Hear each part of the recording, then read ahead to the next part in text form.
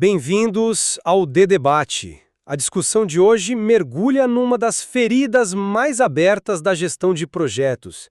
Aquele abismo, sabe? O abismo cada vez maior entre o que se desenha no papel e o que de fato acontece no canteiro de obras. Vamos tentar analisar a origem dessa falha. Será que estamos diante de uma crise de competência? Uma falência da capacidade técnica dos profissionais? Ou, será que essa falha toda é só um sintoma? Uma consequência, inevitável de um sistema de mercado que opera sobre uma pressão máxima, com prazos que já nascem irreais e informações sempre incompletas. Exato. A questão central é essa. A incapacidade de alinhar planejamento e execução é um problema de pessoas ou um problema do ecossistema? Eu vou defender que os problemas são sistêmicos, um reflexo de um mercado que ainda está amadurecendo, e amadurecendo sob muita pressão. E eu vou argumentar que o setor vive, na verdade, uma grande farsa. O que a gente chama de planejamento virou ficção científica e o controle, um teatro burocrático para documentar o desastre. Para mim, a crise é, sim, de competência técnica e de rigor profissional. Vamos ser diretos. A verdade, nua e crua, é que a área de planejamento e controle de projetos vive uma farsa. O tal do planejamento não é um plano de verdade, é uma carta de intenções, um exercício de otimismo que ignora completamente a realidade. E o controle? O que virou o controle? Virou um ritual para registrar o estrago quando já é tarde demais. O controlador de projetos deixou de ser um engenheiro de processos para se tornar uma babá de cronograma, cuja única função é pintar de vermelho as atividades que já atrasaram. E uma babá não controla, ela só observa o caos. E a raiz disso tudo, para mim, é uma profunda crise de caráter técnico. A gente contrata profissionais com certificações que parecem atestados de proficiência, mas que, na prática, são só repetidores de slides. São pessoas incapazes de fazer um cálculo básico de consumo de material ou de ler um contrato e traduzir suas obrigações numa sequência lógica de atividades. A desculpa da falta de informações é a muleta dos incompetentes. O que falta não é informação, é a capacidade de buscá-la, de modelá-la e, quando preciso, de estimá-la com base técnica. Planejamento não é adivinhação, é engenharia. A função dele é descobrir a verdade do projeto, por mais dolorosa que ela seja, e expor o que é impossível, o que é mentira e o que é promessa irresponsável. Olha, eu entendo essa frustração, de verdade, porque ela é real. A gente vê os mesmos problemas se repetindo projeto a projeto. Mas eu discordo do diagnóstico. Você aponta o dedo para o indivíduo, eu aponto para o ambiente. Esses profissionais que você descreve com tanta veemência, eles não nasceram incompetentes. Eles são produto de um sistema que os força a operar dessa maneira. Pensa bem, as empresas entram em concorrências com propostas super agressivas, prometendo prazos impossíveis só para ganhar o contrato. Então, o projeto já começa com uma mentira embutida no cronograma. A formação que o mercado oferece, como você mesma disse, é generalista, focada em passar em prova de certificação e não em resolver os conflitos reais de uma obra. E lá na ponta, na execução, a equipe de campo é cobrada por produção, por ritmo. Eles precisam tomar decisões em minutos para não parar à frente de serviço. É claro que vai haver uma dissociação entre o plano feito no escritório e a realidade da obra. É uma consequência natural dessa dinâmica. E nesse cenário, o controle não é uma babá. Ele é um mecanismo de reconciliação, tentando costurar o plano ideal com a execução que foi possível. Não é uma questão de apontar culpados, mas de entender que estamos numa jornada de amadurecimento coletivo. O setor cresceu rápido demais. E agora está pagando o preço pela falta de estrutura. Mas essa sua visão sistêmica, com todo respeito, soa como uma grande anistia à mediocridade. Quando você diz que a dissociação é natural, você normaliza o erro. Vamos pegar o argumento da falta de informações. Essa é a desculpa clássica. Em qualquer projeto sério, se a informação não está disponível, a obrigação do planejador é modelar cenários, criar premissas, documentar tudo isso. Dizer, não tenho dado, é uma confissão de incapacidade, não é uma condição do projeto. O material que a gente analisou, por exemplo, ele detalha um método rigorosíssimo de controle, um ciclo de 14 passos. Isso prova que o controle é possível, ele só exige disciplina. Mas que disciplina é essa na prática? Um ciclo de 14 passos. Isso soa bem no manual. Mas como é que ele sobrevive ao dia a dia de uma obra com centenas de pessoas, com dezenas de imprevistos? Sobrevive com procedimentos claros.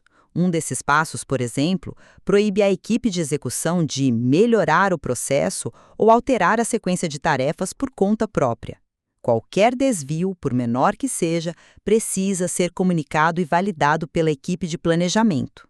A improvisação em campo não é adaptação ágil, é descumprimento de procedimento. Executar uma tarefa fora da sequência planejada, sem autorização, tem que ser tratado pelo que é, uma não conformidade. Um erro a ser registrado e corrigido, não celebrado como flexibilidade. Certo. Mas essa sua exigência de que a execução pare para validar cada desvio, como isso funcionaria na prática? Vamos lá. Imagine uma obra com 500 pessoas. O encarregado de campo percebe que o caminhão de concreto chegou mais cedo e ele pode acelerar uma laje se pular uma etapa de preparação que estava planejada para antes. Pela sua regra, ele teria que parar tudo, ligar para o engenheiro no escritório, que por sua vez teria que rodar o cronograma para avaliar o impacto e só então dar uma resposta. A obra ficaria parada por horas, talvez um dia inteiro. O concreto ia esfriar. Não é o sistema, com essa pressão por produtividade, que está forçando a mão desse encarregado a tomar a decisão que parece mais lógica no momento? Ele não está tomando a decisão mais lógica, ele está tomando a decisão mais fácil no curto prazo e que provavelmente vai gerar um problema enorme lá na frente. Talvez essa preparação que ele pulou fosse a impermeabilização, e agora a gente vai ter uma infiltração que vai custar 10 vezes mais para consertar. O papel do planejamento é justamente ter essa visão do todo, que o encarregado lá no campo não tem. E é por isso que o rigor é inegociável. Essa mentalidade do jeitinho é o que nos leva ao caos. E isso se reflete, claro, no uso das ferramentas. É patético. Patético. O que você quer dizer com o patético? As ferramentas são as mesmas para todos. Ver um cronograma no Primavera, uma ferramenta poderosíssima, com a lógica de sequenciamento desligada, isso não é adaptação. É o equivalente a comprar uma calculadora científica e usar como peso de papel. Quando você desliga a lógica, você destrói a relação de causa e efeito entre as tarefas. O software vira um mero programa de desenho, um bloco de notas glorificado. A ferramenta não está errando, ela está expondo a ignorância do usuário. Metodologicamente, só existe uma forma correta de atualizar o andamento de um cronograma, que é a chamada Retained Logic. Certo, Retained Logic é o padrão ouro, mas talvez a gente precise explicar um pouco o que isso significa. É simples. Pensa na construção de uma casa. A lógica diz que você precisa fazer a fundação antes de levantar as paredes. Retained Logic é a regra que diz: não importa o que aconteça, essa lógica original é mantida. Se a equipe por algum motivo começou a levantar uma parede sem a fundação estar pronta, o sistema vai acusar um erro, uma inconsistência. Ele protege a integridade do plano. Agora, o que o mercado faz? Usa artifícios como o Progress Overrides, que é basicamente dizer para o software: ignora a lógica que nós mesmos criamos. Se a equipe disse que a parede está 50% pronta, aceite, mesmo que a fundação não tenha nem começado. Isso não é um método, é uma gambiarra, um acochumbramento que os próprios desenvolvedores de software criaram para que suas ferramentas pudessem sobreviver ao caos gerado por usuários despreparados. Eu vejo de um jeito diferente. Chamar de gambiarra é desconsiderar o contexto. A pureza metodológica do Retained Logic é um ideal acadêmico. Na prática, o gerente do projeto é cobrado pela entrega, não pela beleza do cronograma dele. As organizações não dão o tempo, a estrutura ou a cultura de dados para que esse nível de rigor seja mantido. Então, o profissional no campo se depara com uma escolha. Eu sigo o método à risca e apresento um cronograma cheio de erros de lógica que eu não tenho tempo para corrigir, paralisando o reporte do projeto, ou eu uso uma ferramenta como o Progress Override para refletir o que de fato aconteceu em campo, mesmo que quebre a lógica, e mantenha o projeto andando. Para mim, não é incompetência, é uma resposta pragmática a barreiras reais de contexto.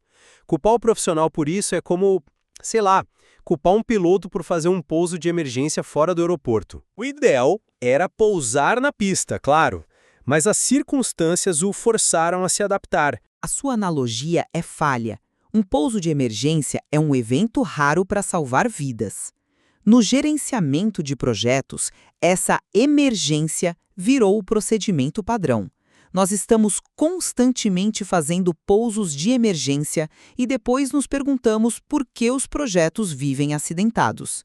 Se o engenheiro, por pressão, decide usar menos aço na viga, a gente chama isso de adaptação pragmática ou de negligência criminosa. Por que com o cronograma, que é a espinha dorsal financeira e operacional do projeto, essa mesma flexibilização do rigor técnico é aceitável? É por isso que existem ferramentas como o Spider Project, que são conhecidas por exigirem mais maturidade do usuário.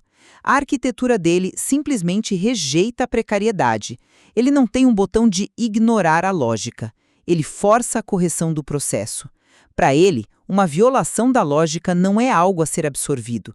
É um problema a ser denunciado. Mas aí a gente cai no mesmo impasse. Você quer impor uma ferramenta de alta maturidade em organizações de baixa maturidade. O resultado não é a melhoria, é a rejeição. A equipe simplesmente não consegue usar a ferramenta e o planejamento é abandonado de vez. Não seria mais produtivo trabalhar com a maturidade que temos, usando ferramentas que permitem essa flexibilidade e gradualmente construir uma cultura de mais rigor? Não. Isso é adiar o problema. A cultura só muda com choque de disciplina. Isso nos leva à verdadeira função do controle. O controle não pode ser um ato de negociação ou adaptação. Ele tem que ser um processo metódico, repetitivo, quase um ritual, sem espaço para improvisos. O ciclo de controle detalhado no material que baseia nossa discussão, por exemplo, exige o registro exaustivo de cada desvio. Para cada tarefa que fugiu do plano, a equipe é forçada a preencher múltiplos campos. E que tipo de campos seriam esses? Porque isso soa como uma burocracia que pode sufocar a equipe. Soa como burocracia para quem vê disciplina como um fardo. Um dos campos é natureza da violação de sequência, que força a equipe a admitir: sim, nós pintamos a parede antes de passar a fiação elétrica. Outro campo questiona autorização existente ou ausente. Isso transforma a desculpa em dado. O objetivo não é punir, é gerar relatórios formais.